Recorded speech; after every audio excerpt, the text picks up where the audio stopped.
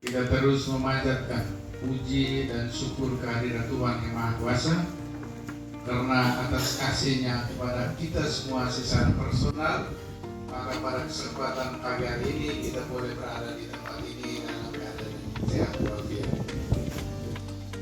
Baik Bapak Mama, satu dua poin perlu kami informasikan kepada kita semua, lebih khusus kepada lembaga DPRD yang pada hari ini saudara saya Pak Kristin, kita pertemuan perdana di tempat ini. Satu dua informasi kecil, tidak banyak, seperti yang disampaikan oleh Bapak Sekarang tadi. Memang kita ukur dengan anggaran, semangat yang boleh ada, tetapi anggaran kita terbatas. Sedikit saya menginformasikan tentang kondisi desa dari aspek anggaran. Berdasarkan Undang-Undang Desa Nomor 6 diganti dengan Undang-Undang Desa Nomor 3 tahun 2024, memang kita mulai ada beberapa poin belanja, pos belanja pegawai, belanja barang dan jasa, dan belanja modal. Ada bagi 4 sebagian, maka total anggaran itu 1.204.365. Ini kami ambil angka 2025 punya, karena 2026 kita belum dapat angka ini. Di tahapan-tahapan kegiatan untuk 2025 sudah kami jalankan bersistem dan tidak semua. Perubahan anggaran juga sudah kami ikut. Tinggal di 2026 libranya sudah, maka hari ini kita melakukan musrembang tes. Baik Bapak Mama, hadirin yang saya hormati, memang kondisi keuangan kita tergantung dari kondisi keuangan negara. Tentu kita ada pengalaman masing-masing. Sampai sejak itu 97 krisis sampai sekarang itu karena berdampak dengan itu yang disampaikan oleh Pak Sekjen tadi. Lalu di pusat lagi menutup utang itu biasanya sasaran itu sampai semua daerah, rasionalisasi yang kita rasakan sekarang. Baik Bapak Mama, untuk kondisi keuangan sesuai anggaran di APBDes kami, untuk kondisi keuangan di desa di APBDes 2025 seperti saya gambarkan tadi sudah dilaksanakan. Untuk 2026 beberapa poin yang di desa sesuai peran musrembang bersama BPD. Yang di kabupaten seperti yang saya informasikan di awal tadi, lisan bersama Bapak Kristin, dan mungkin di forum yang terhormat ini saya akan sampaikan juga di atasan kami di Bapak Camat, sekaligus menjadi catatan Pak Sekjen untuk diperjuangkan dan dibicarakan juga di level musrembang Camat, yaitu drainase jalan masuk sekolah di atas dusun 2 dan dusun 1 itu wilayahnya di perbatasan. Ini alasannya Pak Kristin, itu jalan masuk sekolah. Karena ketika musim hujan, anak-anak masuk sekolah itu sering kena lumpur, bahkan masuk kelas itu tanpa sepatu, karena kalau sepatu itu kena lumpur. Itu ada 400 meter. Nah, ini memang sengaja menjadi poin pertama, sama ini kondisi menjadi P1-nya. Lalu ketika ada APBDes, kami bagi-bagi untuk 2026 anggaran tidak cukup. Kenapa kita jaga-jaga ada rasionalisasi tadi? Karena di desa kasih dampak juga. Jadi berikut rapat tadi di yang berikut drainase di dusun 1, 2, dan 3. Ini di sebelah ini, karena ketika musim hujan, air irigasi maupun air hujan yang sudah meluap dari daerah irigasi itu dia sering masuk ke rumah warga. Ini di blok H. Yang berikut pagar sekolah di SDK Stefanus. Ini menjadi catatan kami yang perlu kami sampaikan. Peningkatan jalan desa di dalam desa ini, jalur pasar menuju air panas dan jalur masjid menuju pantai.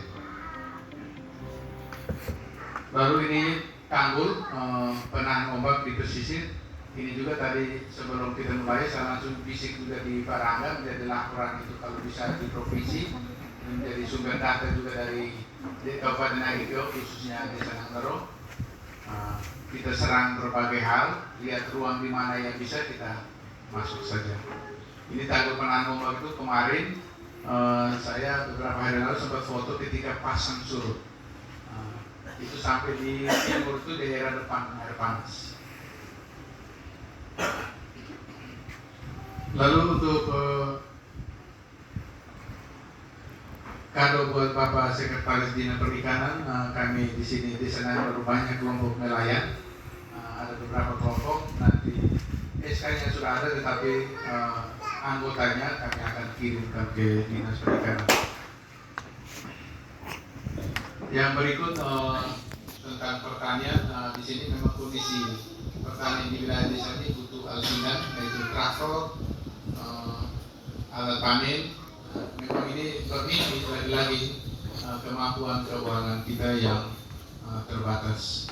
Itu beberapa catatan untuk dibahas di atas.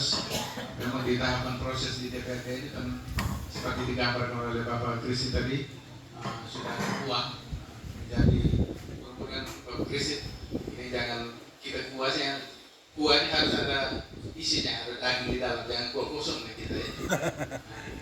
Saya pikir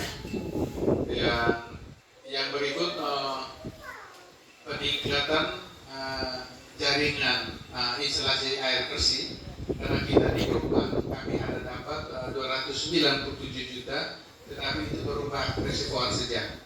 Sedangkan instalasi permibannya belum sampai, karena di anggaran itu lagi-lagi kita bagi, karena Nagikeo ini ada di utara, di tengah, dan di selatan. Maka kemarin dialokasikan 297 juta itu hanya bahan reservoir, bor, dan mesin isap. Maka di 2026 kalau bisa kita instalasi sampai di rumah warga. Lalu ada catatan juga Pak Krisin untuk kami di Nangaro, ini menjadi harapan kami supaya Bapak bisa sampaikan di dinas teknik di kabupaten. Instalasi air bersih kami di Nangaro kalau menggunakan pipa besi itu tidak sampai 1 tahun sudah tidak bisa pakai, gitu. Karena selama ini yang terjadi instalasi air bersih itu mereka pakai pipa besi. Di sini yang bisa itu kecuali HDPE itu baru bisa.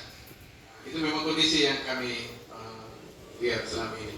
Untuk di maka daerah-daerah pesisir untuk Rampal, Marpoko, Nangaro ini kalau untuk jaringan air bersih SR itu masuk ke rumah, ini harus dibutuhkan pipa plastik.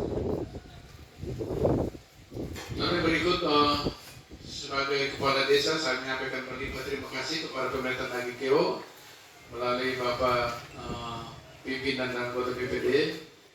Di perubahan anggaran kami dialokasikan bahan reservoir tadi, dan juga urukan di pemukiman warga yang genangannya 24 jam itu ada 69 rumah, itu sudah kami dapat.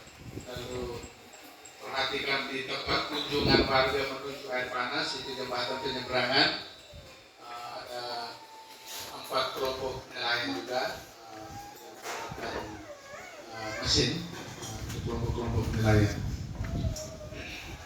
Saya pikir ini beberapa hal yang saya sampaikan di forum yang terhormat ini untuk diketahui dan juga untuk menjadi sebuah dokumen yang akan kami kirimkan ke pemerintah bersama DPRD. Satu dua harapan dari kami warga Desa Nangaro sekali lagi kepada pemerintah di kecamatan, kabupaten, dan juga DPRD Kabupaten Nagikeo, ada beberapa hal yang menjadi perhatian di kami itu. Ini kami merasa poin-poin yang kami angkat ini ada 7, dari 4 kami tambah 3. Nah, ini menjadi hal yang perlu pertimbangan sesuai dengan kondisi keuangan